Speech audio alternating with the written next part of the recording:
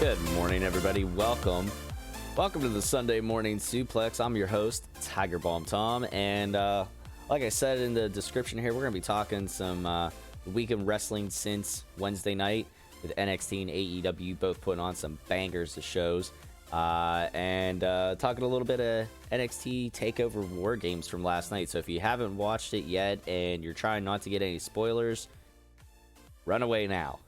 But real quick, before we get into things, I just want to take a moment to thank the sponsors of the Pittsburgh Pile Driver podcast, besides myself, obviously.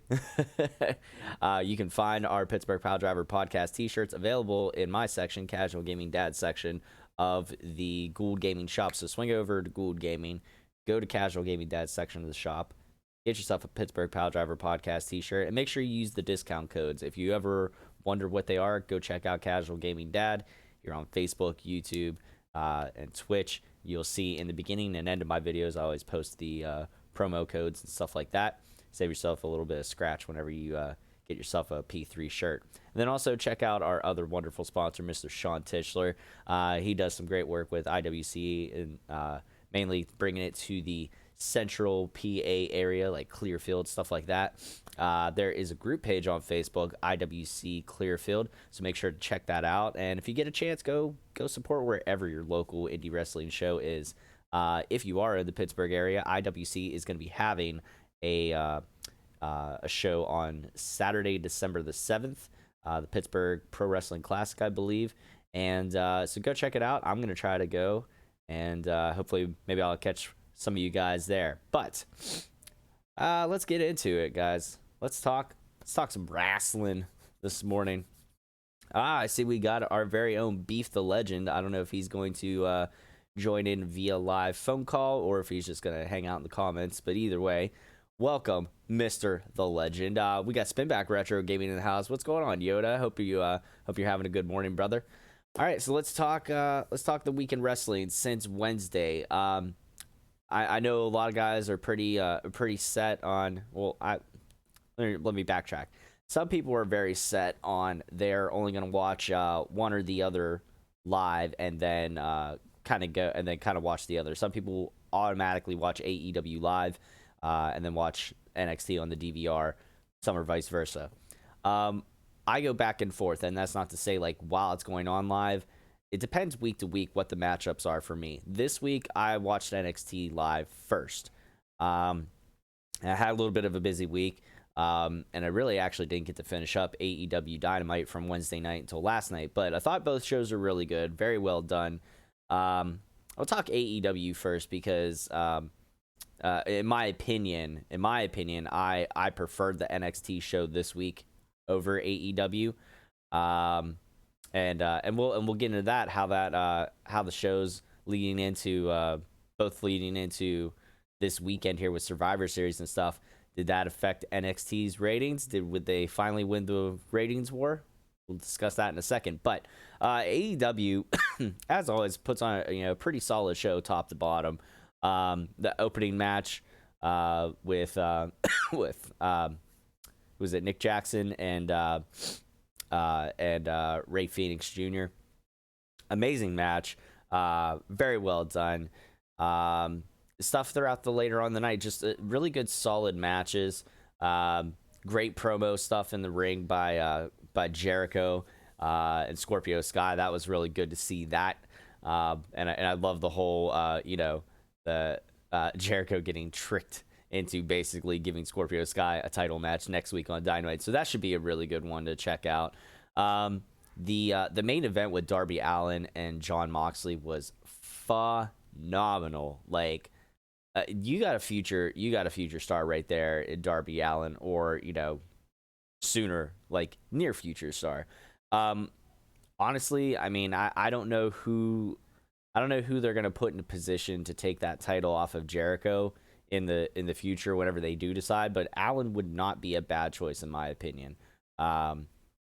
There's definitely a good handful of wrestlers over there that could take that title.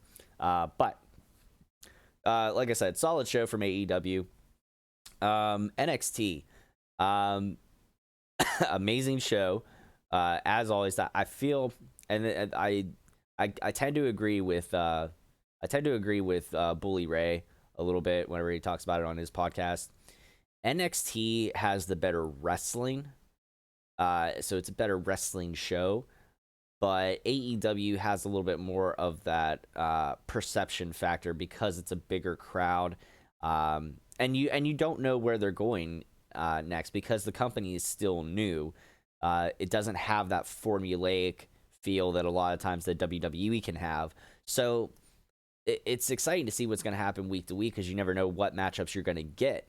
Like next week, we're getting Kenny Omega and Pac, and that was a pay-per-view match at All Out. So I mean, you're getting stuff like that on the weekly show, and that's really, really awesome. They're put on just bangers of shows, but NXT this week, they did end up beating AEW in the ratings war finally after 7 or 8 weeks. I expect to see some of this back and forth in the future. It just really all depends on where they take NXT from here, because a lot of these matchups and a lot of this big build and these meetings that you don't normally get on a weekly basis, that helped boost the ratings this week heading into Survivor Series. But now the question is NXT going to be able to carry that momentum afterwards? Like a lot of these storylines and a lot of these promos and vignettes that we have built up for this weekend, after this weekend, they're done. So it's build, and gone. Now what? So that's going to be interesting to see what happens after tonight, moving forward on Monday Night Raw, on Wednesday nights on NXT, and Friday nights on SmackDown. Which, speaking of SmackDown, I really did get a chance to watch from the other night. So I'm sure it was more stuff, gearing up towards War Games and Survivor Series. So I'm not gonna rush to go back and watch it. However, if you watched SmackDown on Friday or whatever you guys have your opinions on that, please, by all means, let me know here in the chat. We are live on Facebook and YouTube, so in case you're not following the page on one or both platforms, now you can.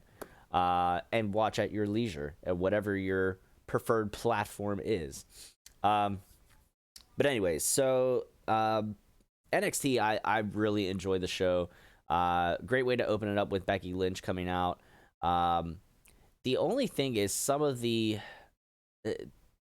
matches that they had, as far as on NXT goes, like it was these forced invasion matches. Like they should have been carrying on their show like normal, and then boom, invasion happens. Now I know Hunter said like, hey, the door's wide open, but it would have felt a little bit more of a wow factor if it's like, well, we don't know who's coming necessarily. Like it kind of missed the mark a little bit.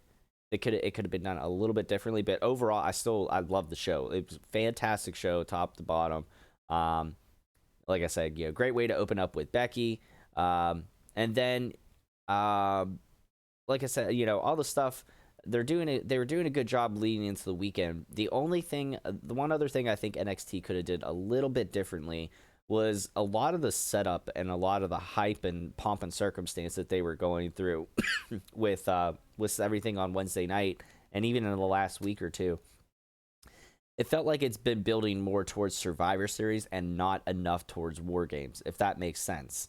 It just seemed that's where the focus was a little bit more. Like War Games was kind of glossed over just a little bit. I mean, yeah, it's going to be made mention of, but I don't know. It felt like they were pushing Survivor Series more, especially with all the invasion stuff, because now you have the Raw and the SmackDown guys and whatever.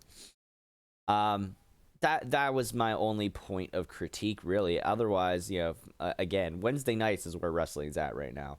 I haven't gotten to check out any NWA Power or anything like that, or any. I don't get access, the Access channel, so I can't watch Impact. But from what I've been told by Mr. Beef the Legend, it's kind of a, but who knows? To each their own. But I'll circle back around to NWA Power because we got some stuff to talk about with that. Um, let's talk a little bit of CM Punk. Let's talk CM Punk. Everybody's excited that he's back. And just to make it clear, in case anybody is still, talking about I hear he might get back in the ring. It's like, calm yourself down. So first thing first, congratulations to Punk for finding his love of pro wrestling enough again to even come back in this capacity to be involved with the business, on a little bit deeper level other than like a StarCast appearance or something. So I'm glad to see Punk is back. He's employed by Fox.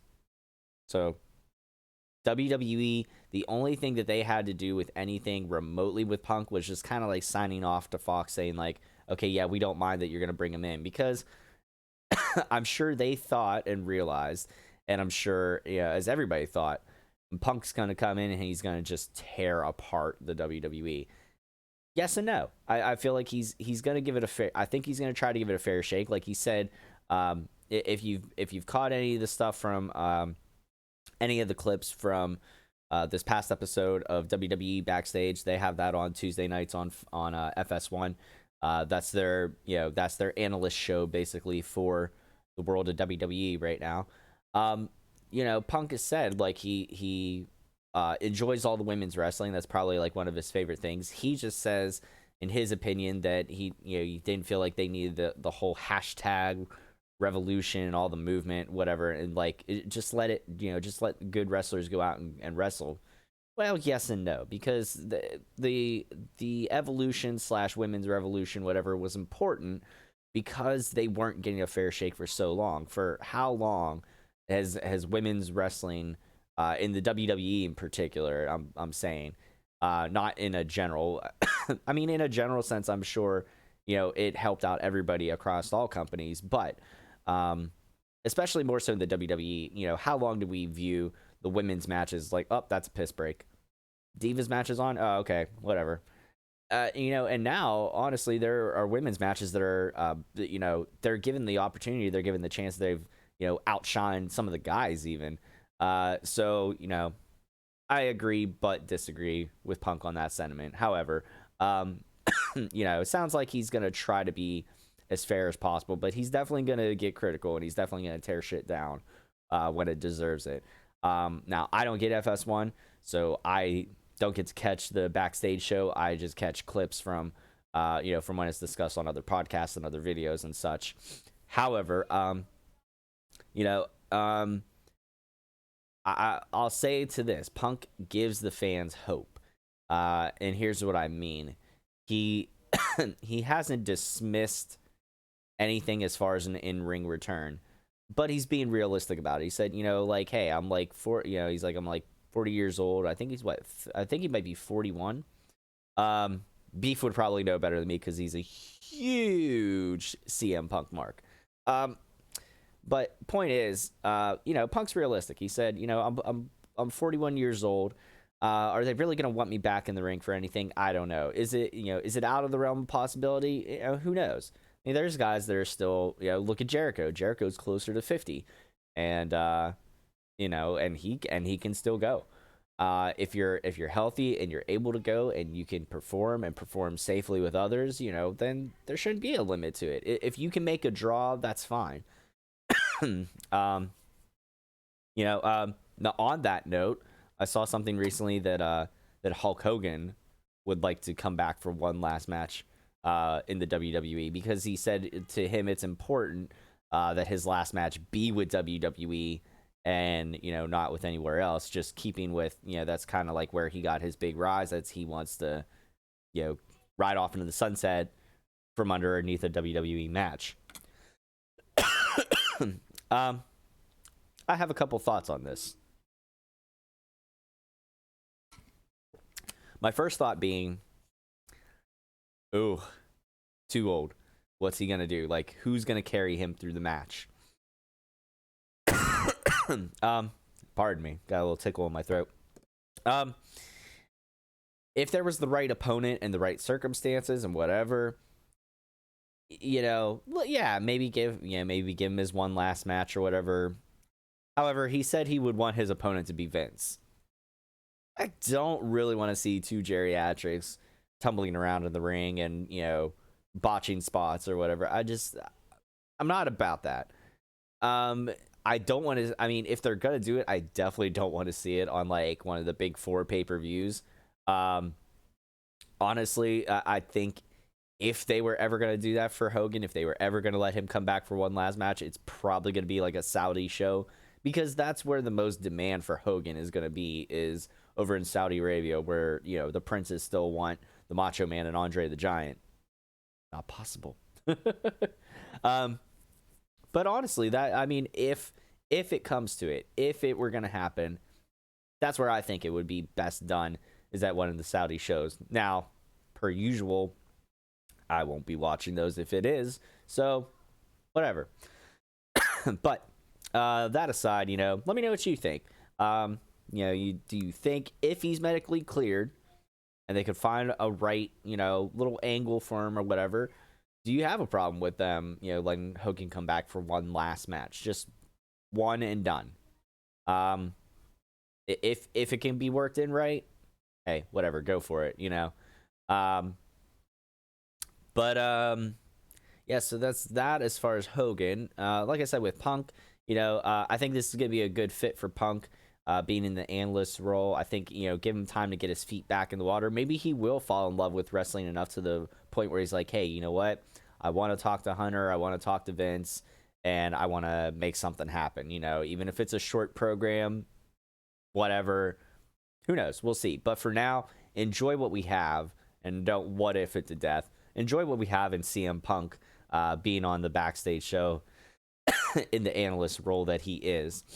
Let's talk some NXT War Games, because holy shit, what a show last night. So if you've been a fan of this channel, whatever, this podcast for a little while now, you know that we have what we call the P3, it's Pittsburgh Power Driver Podcast, shortened it. We got the P3 Chooserweight Championship. So it's basically kind of like, almost like a fantasy football thing for us. We pick the matches on the big pay-per-views. And since we had multiple shows going on this month with AEW Full Gear, NXT War Games, and then Survivor Series happening tonight, we kind of took all of November and compiled it into one big super card. So pretty much when the big four pay-per-views happen, expect that. Otherwise, it's whatever the pay-per-view of the month is. But after an amazing, if you guys didn't already see the post about the, if you guys didn't see the post with our picks and our results thus far up through War Games, the Madman Alec Ransom had an amazing, just spitfire 8-0 start.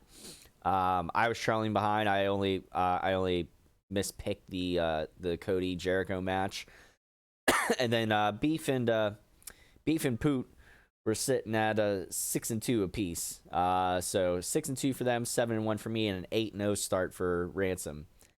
Now after War Games, holy crap, the mighty have fallen. Mr. Alec Ransom just ate a big fat goose egg for this War Games event, and he's now fallen to 8-4. Beef has climbed up steadily to a respectable 9-3, and myself and your current champ, Poot the Bard, are tied at 10-2 apiece.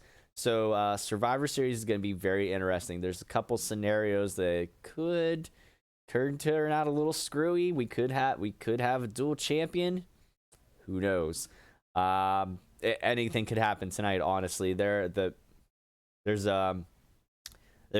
like I said, I'm running through the spreadsheet last night, looking at some different scenarios, and what would happen if Ransom wins out, what would happen if I win out, just it's gonna be interesting. But as far as War Games itself, man, I'll tell you what a way to start off the show, the women's War Game match. Now, I didn't catch the pre-show to see if it was like a mystery attacker that attacked Mia Yim, or if it was like she got attacked by whoever, and then Dakota Kai was there with her, and found her afterwards.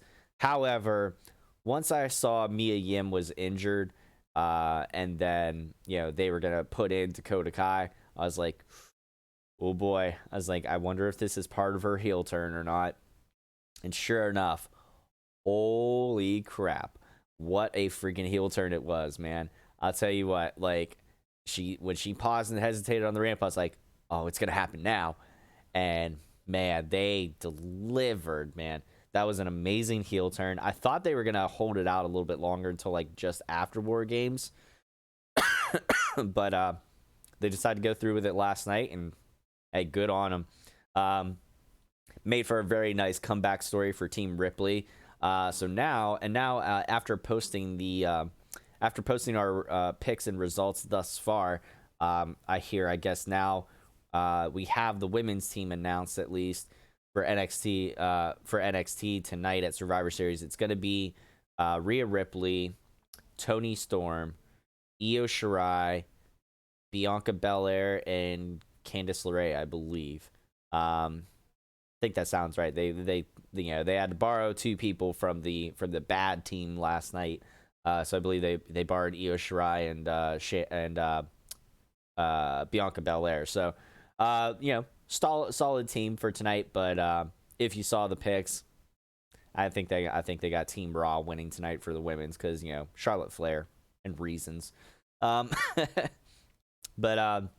no, amazing first ever women's war game match. My only point of criticism I would have been them utilizing both rings a little bit more. Now, given it was their first war games match, can't really fault them. So that's something that hopefully going forward in the future, whoever's in more of these women's war game matches, they can kind of take and learn from that. So obviously in that regard, like the men's war game match, I definitely enjoyed. They utilized all parts of the ring very well. We'll get into that in a second. Don't want to gloss over the other two matches that were on the card. The triple threat match between Pete Dunne, Damian Priest, and Killian Dane was awesome. I did feel like the crowd was a little quiet, and I was talking with Beef the Legend about this, and he was saying that he felt like they were kind of like muting the crowd down. Like, well, why would you do that? I don't know.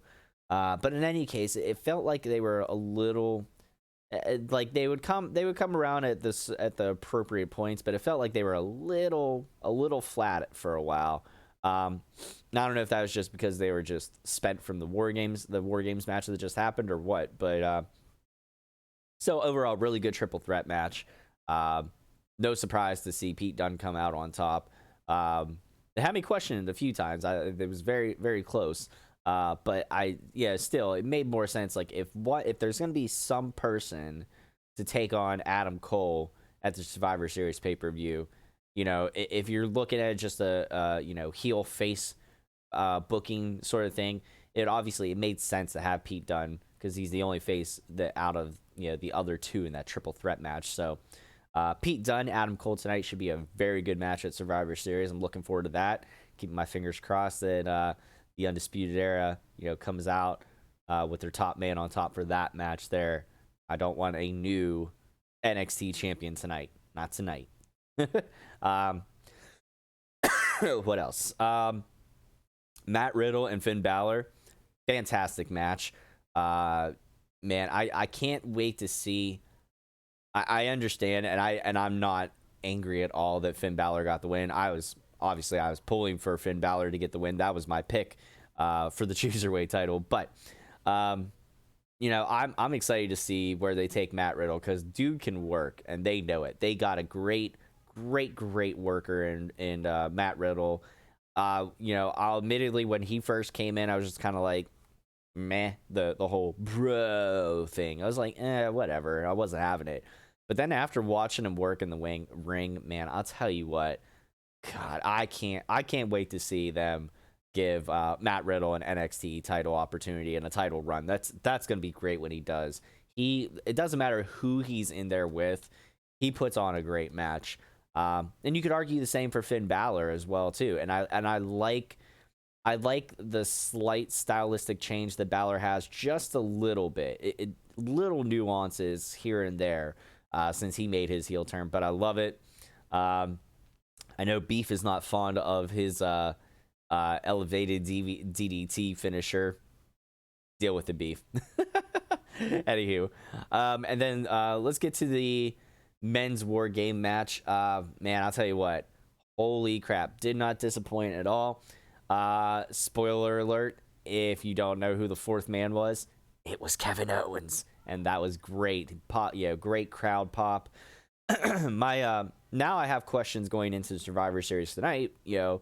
More so, is Kevin Owens going to stay on Team NXT?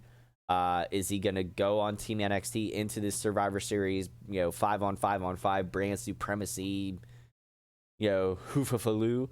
Or is he going to be on Team Raw when they come out and then defect? Or, what's going to happen? Is he going to defect back to Team Raw? There's a lot of things that they could do with this. I don't know. I would hope this means that he's back on NXT. But now that if he would be back on NXT, man, you gotta be careful how you play that out, because you have him, Ciampa's back from injury, Balor's down there now. Matt Riddle is always a top contender. Hopefully whenever Gargano gets back, he's somewhere in the conversation. That's five really good top superstars that you could put with Adam Cole for any title shots and title opportunities coming up in the future. So it'll be really interesting to see how they play with that, and where KO goes from here. So we'll find out tonight, I guess. Then last but certainly not least, I want to touch on this because I don't think we got to really talk about it on the podcast or anything. The whole Jim Cornette debacle. So if you hadn't heard already what happened, Jim Cornette, if you don't know who he is, just think cranky old man yelling out a window sort of thing. That's Jim Cornette, basically. When it comes to pro wrestling and his critiquing of it and other companies like AEW or anybody outside of the WWE or anything that wasn't good old wrestling from Smoky Mountain Wrestling with the boys back in the day. Cornette made a comment. If you didn't hear what it was, for the sake of information, I will tell you. But I in no way endorse this.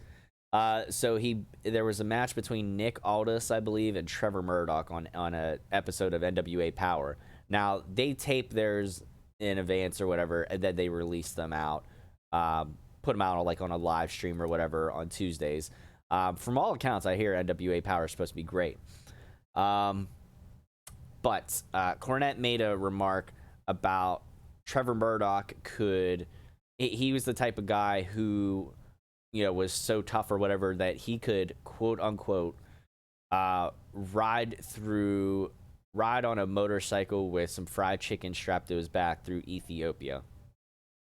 Now, there's a couple things wrong with this statement. Number one, it's a very old joke. Cornette has made this joke before, or something very, very similar to it, along those lines, back in the day. So this is not his first encounter with a comment that is, somewhat questionable, racially insensitive, or culturally insensitive sort of thing. You could sit here and argue whether or not it was a racist thing. Obviously, there's always been a long-standing correlation between black people liking fried chicken. So there's the racial side of it. More so, it's culturally insensitive. The whole Ethiopia thing, like the starving people in Ethiopia. Come on, dude. There's stuff that you could say and get away with, in the 90s and in the 80s or whatever. And listen, it's not that time anymore. And I'm not agreeing with everybody being so overly PC nowadays or anything like that. Don't get me wrong. I'm not going to sit here and be like, oh, you hurt my feelings. Wah. No. But there are certain lines that you just shouldn't cross in poor taste. And that was an old, outdated joke. Even other comedians have said, they have a joke that they did 10 years ago or whatever, and they try to do it now, and it doesn't work. And if they offend somebody, they apologize. Cornette, in all the wisdom that is his, and I say that with a heavy, heavy dose of sarcasm, he he did not apologize. There was something on Instagram that was like sounded like some sort of half-hearted, half-assed apology. And according to Cornette's co-host on his podcast, assistant, whatever you want to call him, Cornette's not even on Instagram. So whoever did that did it under, under impersonating Jim Cornette for whatever reason. And so technically, Cornette never even apologized. I think that's the bigger issue than more so of what he said. Like, what he said was stupid.